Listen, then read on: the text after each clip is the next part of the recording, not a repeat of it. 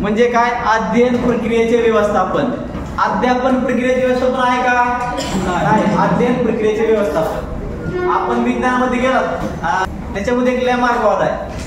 जसा डार्विनचा उत्क्रांतीचा सिद्धांत आहे ना, मॅडमला माहिती आहे, तसा लॅमार्कवाद आहे. त्याच्यामध्ये काय सांगितलंय तर ज्यावेळेस माणसाला शेपूट होतं पण माणसाला त्या शेपूटचा उपयोग केला नाही, त्याच्यामुळे ते काय झालं, कालांतराने ते गळून गेलं. असंच पिढ्यानपिढ्या ज्यावेळेस एखाद्या अवयवाचा जास्तीत जास्त वापर होतो ना त्यावेळेस ते स्ट्रॉंग होतं. असं म्हणजे सुरुवातीला माणसाचा मेंदू एवढा स्ट्रॉंग असेल का? माकडापासून उत्पत्ती झाली म्हणजे काय असेल, त्याच्या समकक्षेत असेल तसा. पण जेव्हा तो वापरत गेला, जसं जसं वापरत गेला तसे नवीन शोध लागले. पहिल्यांदाच काय न्यूटननं ज्यावेळेस ते फळ खाली पडलं, त्याच्या अगोदर फळ कधी पडलं नसेल का? पडलंच असेल ना, त्याच्या अगोदर पण फळ पडलंच असेल, ते पण लक्षात आलं असेल, पण ते त्याच्या लिहून ठेवलं नाही किंवा कुणाला सांगितलं नाही. तशाच पद्धतीनं ज्यावेळेस अल्केमीचं तत्व आहे बघा, त्याच्यामध्ये त्याने काय सांगितलं, एखादा घन पदार्थ द्रव पदार्थात बुडवला तर काय होतो, त्या घन पदार्थाच्या आकारमाना एवढा द्रव काय करतो, बाजूला सारखं. ते मुलं 8 ते 10 ची असल्यामुळे मी पहिल्यांदाच त्यांना सांगेन की बाळांनो बघा, स्वातंत्र्य म्हणजे स्वैराचार नाही. तुम्हाला जे सांगतोय ते तुम्ही व्यवस्थित करा असं सांगून झाल्यानंतर जनरली आपण ज्यावेळेला वर्गामध्ये शिकवतो त्यावेळेला मुलांनी ऐकायचं आणि ते जे अध्ययन अनुभव घेतात ते मग त्यांनी पाठ करायचं, लक्षात ठेवायचं, गोकुलपट्टी करायची. पण प्रत्यक्षात अशा पद्धतीने मला असं वाटलं की ते मुलं स्वतः प्रत्यक्ष अनुभव घेते आणि ते अनुभव स्वतः घेतल्यामुळे ते चिरकाल त्यांचे टिकणार आहे. म्हणजे पुन्हा पुन्हा त्याची उजळणी किंवा रिव्हिजन म्हणतात ती करण्याची गरज नाही वाटणार. आणि असे आपण नियोजन करू शकतो ना की बाबा यात मुलांनी दैनिक क्रिया कशी करावी, शिक्षक म्हणून तुमची जबाबदारी काय, शिक्षक म्हणून आपले कर्तव्य काय, शैक्षणिक साहित्याची गरज काय, शैक्षणिक सुविधा कोणत्या दिल्या गेल्या, विद्यार्थी कशाने प्रेरित झाले, विद्यार्थ्यांची कल्पना काय, विद्यार्थ्यांना वाबडेवाडी कशी वाटली, विद्यार्थ्यांच्या गरजा कोणत्या, एक शब्द देऊन त्या संबंधित साखळी तयार करा, 2 अक्षरी शब्दलेखन करा, 1 मिनिटामध्ये जोडाक्षरांची. काय मुलं स्वतः शिकू शकतात हा पहिला प्रश्न होता. जर मुलं स्वतः शिकू शकतात मग शिक्षकाची भूमिका काय? लर्निंग टू लर्न म्हणजे काय? तिथं उत्तर पण लिहिलेलं आहे, त्यामध्ये आहे शिक्षक शिकून सुद्धा मुलं शिकत नाही मग स्वतः कसे शिकणार?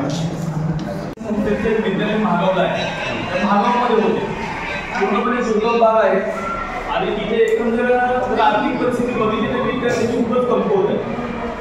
ते आम्हाला नेहमी सांगतात की त्या विद्यालयामध्ये अंधारे नावाचा विद्यार्थी होता आणि त्या विद्यार्थ्याला दृष्टीकोनाचा प्रॉब्लेम होता, त्याचे डोळे जाणवत होते आणि तो खूप हुशार होता. डोळे गेले असले त्याचं लाईट जे आहे ते पूर्णपणे बंद झालं असतं. मग त्यांनी तिथे पालकांशी कॉन्टॅक्ट केला की आपण ह्याला जर डोळे दाखवले तो डॉक्टरकडे नेलं तर कदाचित हा बरा होईल आणि पुढे एका भविष्य चांगलं होईल. पण पालकांनी देखील त्याला विरोध केला होता मोठ्या प्रमाणावर, आजूबाजूच्या लोकांनी देखील विरोध केला होता.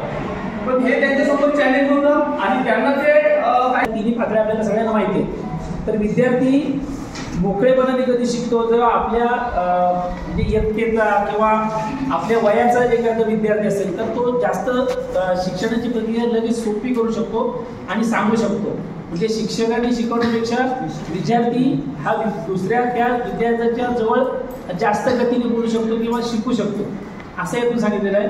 आणि त्याच्या पातळ्या ठरवत असताना पियर आणि पेअर अशा 2 त्यांनी हे सांगितलेले आहेत. पेअर म्हणजे जोडी, पण पियर म्हणजे परस्पर पूरक वय असेल, परस्पर पूरक अनुभव असतील अशा अर्थाने तो शिकला पाहिजे आणि तो त्या पद्धतीने जास्त चांगल्या पद्धतीने शिकू शकतो. छान सर.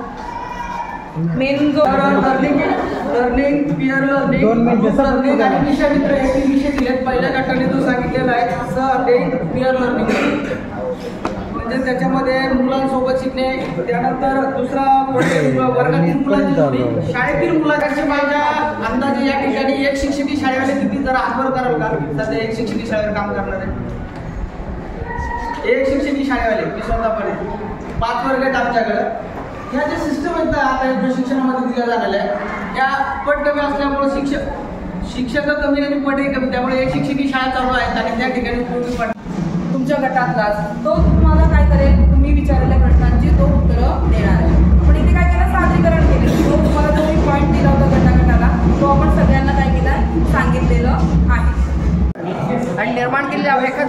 असतं की ते त्याच्यात इन्व्हॉल्व होत नाही, एका साईडला असतं ते, पण त्या मुलाला आपण त्याच्यामध्ये ती आवड निर्माण करायची. शिकण्याची गती त्याची कमी असते. कमी असणार हां. केलेली आवड आणि ही नैसर्गिक या दोघांमध्ये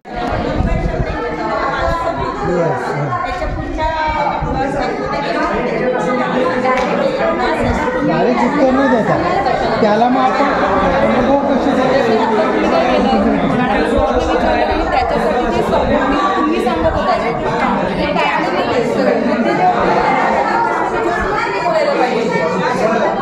अरे तिकडे वाटत आपल्याला, कारण आता आपण एवढं झालं तसं आपण कन्सेप्ट क्लिअर झालो होतो, पण आपल्याला जाणं कसं पडतं की जी झाडं पण आपल्याकडून पाळतात, गतीचा नियम तिथे लागू होतो. म्हणजे आपण आंघोळीला जातो दररोज, तर जेव्हा पूर्ण आंघोळ होते त्यावेळेला आपल्याला बादली असते आणि त्या बादलीमध्ये असं थोडं एवढं पाणी राहतो. त्या पाणीला जेव्हा पूर्ण असं आपण त्याला गती दिली की असा एक निर्माण होतो, अशी एक मुवमेंट तयार होते की त्यावेळेला जर आपण बोट टाकलं तर बोट मुलांना राहतं सुखाचे सुख राहतं. बरोबर आहे. म्हणजे हा सुद्धा आपल्याला प्रश्न विचारला तर त्या प्रश्नाचं उत्तर आपण लगेच द्यावं का देऊ नये, किंवा द्यावं का किंवा देऊ नये, शेवटी उत्तर त्याचं पहा, आपण शाळेमध्ये मॅक्झिमम 1 ते 8 म्हणजे आपला वयोगट येतो किती 6 ते 14, बरोबर ना. ह्या वयोगटातील विद्यार्थी येणार. आपण 1ली पासून ते 8वी पर्यंतचे शिक्षक आहोत, बरोबर आहे. मग आता हे शिकवताना मला सांगा, तुमच्याकडे सगळ्या वयोगटाची मुलं आहेत, बरोबर, सगळ्या बौद्धिक क्षमतेची मुलं आहेत का? मुलं ज्या त्याप्रमाणे प्रश्न विचारणार आहेत, ज्याच्या त्याच्या बौद्धिक क्षेत्राप्रमाणे. पण आपल्याला बघा वेळोवेळी सांगितण्यात आलं आहे, आपण बघतो, पण आपण मुलांना डायरेक्ट कुठल्याही प्रश्नाचं उत्तर देत नाही. तर आपल्याला काय करायचं, मुलांना ते उत्तर स्वतःला शोधायला लावायचं. काय करायचं, तू शोध. पण ते शोधण्यासाठी तुम्हाला आम्हाला काय करावं लागणार आहे, त्याला पूरक साहित्य, पूरक ज्ञान, त्याला पुरवायचं इनडायरेक्टली. डायरेक्ट उत्तर द्यायचं नाही,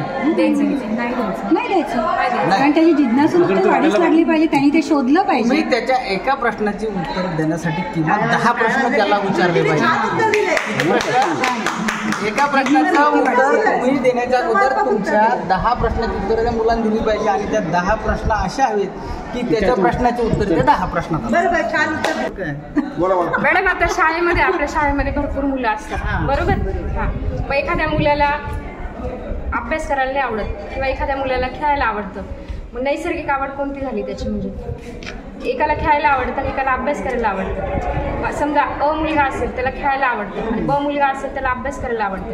मग अची नैसर्गिक किंवा क मुलगा आहे त्याला पेटी वाजवायला आवडतं. मग नैसर्गिक आवड कोणती या तिघांची? अची कोणती झाली नैसर्गिक आवड? प्रश्न असा आहे, नैसर्गिक आवड आणि निर्माण करणारी आवड, विद्यार्थ्यांमध्ये 2 आवड आहेत, ह्यातमध्ये काय डिफरंट आहे, फरक काय आहे?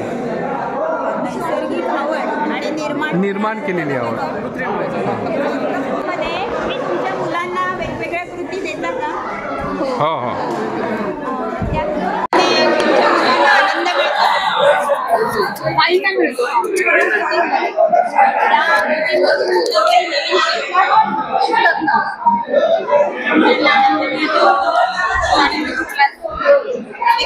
स्वतः त्यांनी कृती निर्माण केलेला असतो. तुमच्या मुलांना आनंद मिळतो, तो आनंद किंवा ती आवड कशी असते? त्या मुलांना आवडत नाही ते काही करायला, त्यांच्याकडून कशा पद्धतीने त्या मुलांना एखादी गोष्ट करायला आवडत असते, त्या मुलांकडून तुम्ही कशा पद्धतीने कुठली पण गोष्ट असते. आता एखाद्या तुमच्या एक्झाम्पल उदाहरण शोधायला सांगायचं. कसं सांगणार? त्याचं काय, जो जसा प्रश्न असेल त्या पद्धतीने आपण त्याला विचारायचं. तरी पण सांगायची की नाही असा प्रश्न आहे तुमचा, मुलांना उत्तर लगेच सांगायची नाही, त्याला म्हणायचं अगोदर त्या प्रश्नाचं उत्तर तू शोध, आणि त्याला नाही आलं तर सांग तुझ्या मित्राला विचार. त्याच्या मित्राला सुद्धा नाही आलं तर त्याला म्हणायचं की तू घरी जा, घरी तुझ्या आई वडिलांना येते का पहा, आई वडिलांकडून माहिती घे. ते सुद्धा